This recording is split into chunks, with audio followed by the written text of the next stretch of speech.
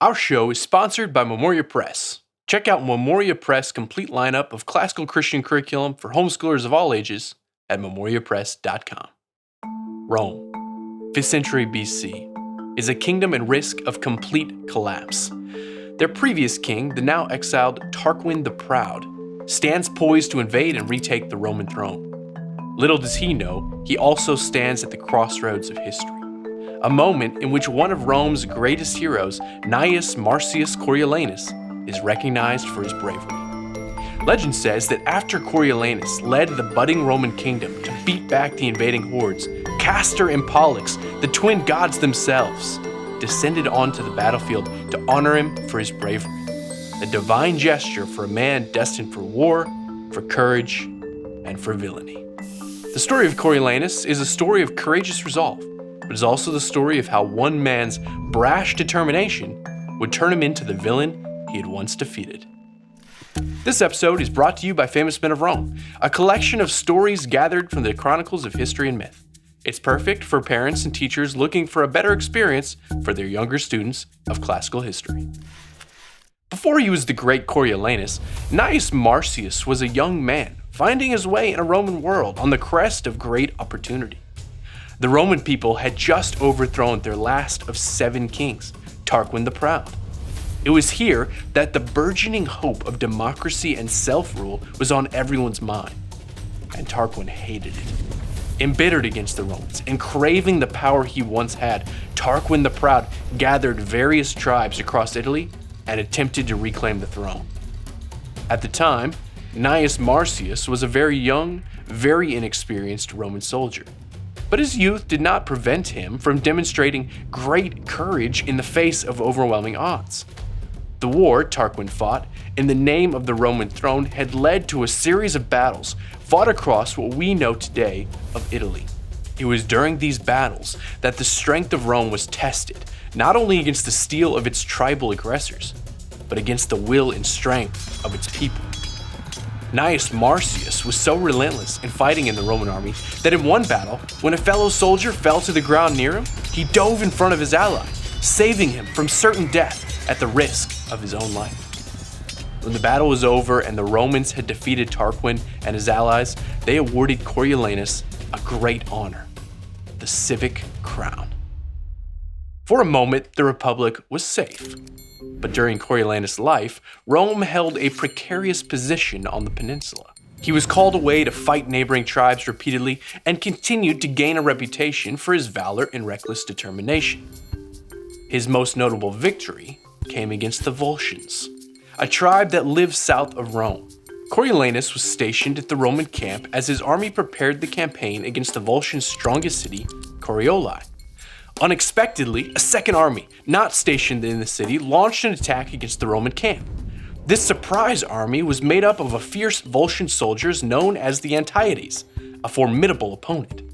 Unfortunately for the Volscians, the attack led Coriolanus to gather a small band of Romans to repel the second army and then push on to the city.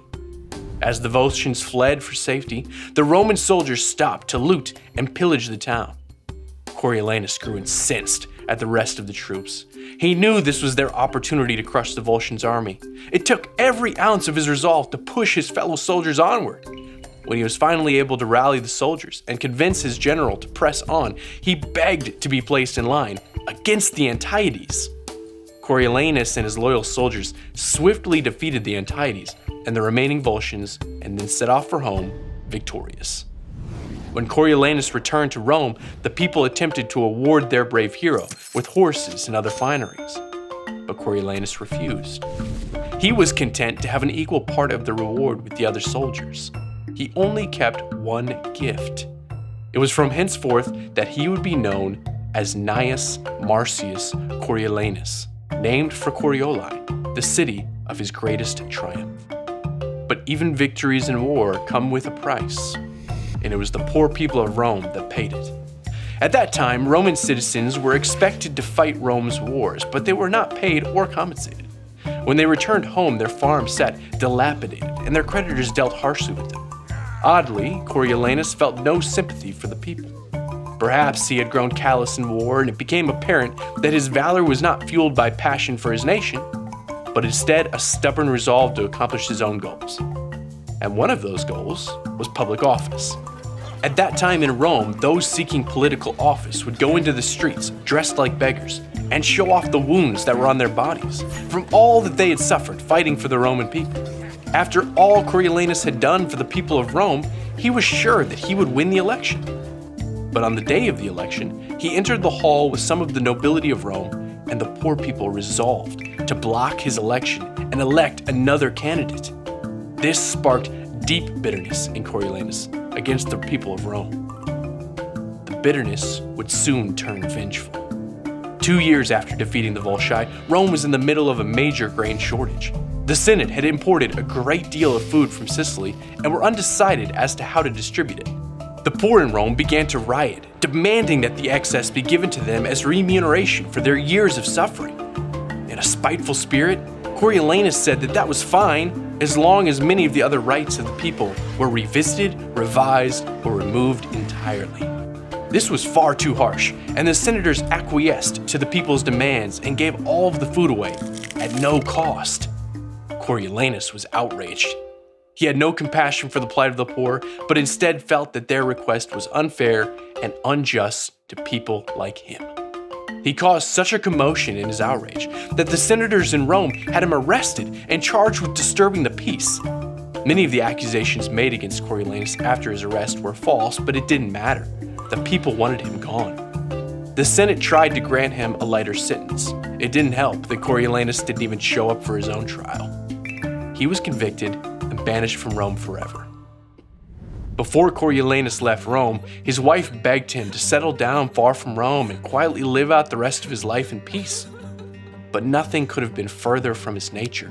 Instead, Coriolanus immediately set out for the camp of his old arch-enemies, the Volscians. Among the Volscians, no one was more hated than Coriolanus. So, donning a disguise, Coriolanus covered his head and snuck into the tent of the Volscian king and took a seat, deathly still. The king's servants were uneasy when they saw this hooded figure acting so strangely, and they rushed to retrieve the king. When the king returned, Coriolanus threw off his hood. The king of the Volscians was taken aback, but he respected Coriolanus' boldness. The ex-Roman explained his bitterness and asked the Volscian king to join him in attacking the city he had once called home. The Volscian king agreed, and in less than a few weeks, Coriolanus stood at the head of the Volscian army as they marched towards Rome, destroying everything in their path. As Coriolanus marched towards Rome, history was repeating itself in a strange way. Coriolanus had gained notoriety for his valor and determination on the battlefield, defeating Tarquin the Proud, but it was precisely this self-determination that led him, in a strange way, to be exactly like the villain Tarquin the Proud, leading Rome's enemies as they threatened to invade the Eternal City. Coriolanus set his forces in an encampment just outside the city. The Romans knew what Coriolanus was capable of, and the stories of his Volscian army caused panic and alarm throughout the city. In response, the Senate sent a team to beg Coriolanus for peace and to apologize to him for their mistreatment. Coriolanus demanded that Rome give back the Volscians all of the cities the Romans had won from them when he was leading the Roman army. For 30 days, the Romans considered his offer as Coriolanus led the Volscian army to attack Rome's allies in the surrounding region. In the background of our story, just outside our frame of view, is a less well-known hero from the chronicles of classical Roman myth and history. An unlikely hero who saved Rome from its impending doom at the hands of Coriolanus. Volumnia, sometimes called Veturia, was Coriolanus' mother and a matron of Rome. At this time, women in Rome didn't play a crucial part in decision-making or warfare, so Volumnia's influence on her son's life was quiet, private, and unnoticed by those only concerned with her son's military accomplishments. A difficult thing to document in the chronicles of history, but one that requires great attention here. She appears only a handful of times in the proper histories of Plutarch and Livy, but the bard, William Shakespeare, knew to include her as a central figure in Coriolanus' life, and in a moment, you'll see why. When Coriolanus returned to the gates of Rome, the Romans went out to Coriolanus a second time to beg him to reconsider his position and to spare the city. Coriolanus was dead set in his intention for revenge, so he stood firm. Finally, a third time, the Senate, in their desperation, called on all of the religious leaders in the city and asked them to process in full traditional garb all the way to Coriolanus' camp and urge him to reconsider his grudge with his home city and their ancestral religion. But Coriolanus held fast. Inside the walls, the people of Rome began to resign themselves to the reality that soon they would be under siege from a massive army with their greatest general against them. While the men of Rome prepared themselves for the attack, some of the women of the city were gathered at the altar of Jupiter, making intercessions for the Romans. Suddenly, one of the women was seized with a conviction that she and her sisters needed to find Coriolanus' mother, Volumnia. When they found her, they confronted her and said that Volumnia needed to face Coriolanus. Of course, Volumnia was shocked. What could she do to save Rome that Rome's best ambassadors and religious figures could not do? But as a matron of Rome and a loyal citizen, she knew that she must try. Volumnia gathered the strength of her resolve and bravely marched out of Rome to face her son, Coriolanus, at the head of an army.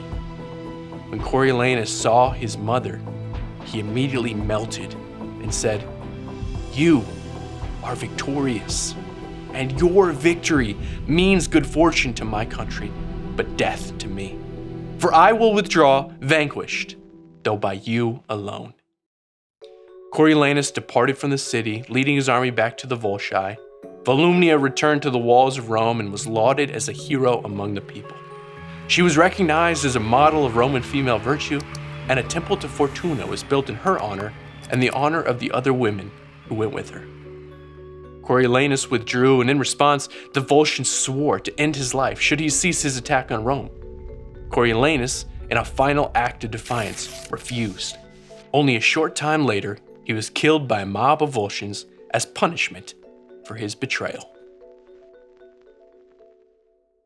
Unchecked bravery and resolve leads to recklessness and defiance, not just towards your enemies, but to those who we love. The beauty and the horror of Coriolanus' story is its irony. Coriolanus began as a hero, one exalted for his bravery.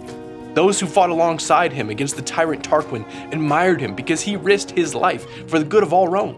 But in the end, Coriolanus would become the very tyrant he had risked his life to defeat, and it became apparent that true bravery was not recklessness, but the willingness to stand up for what was right. Bravery for the sake of no noble cause is vanity.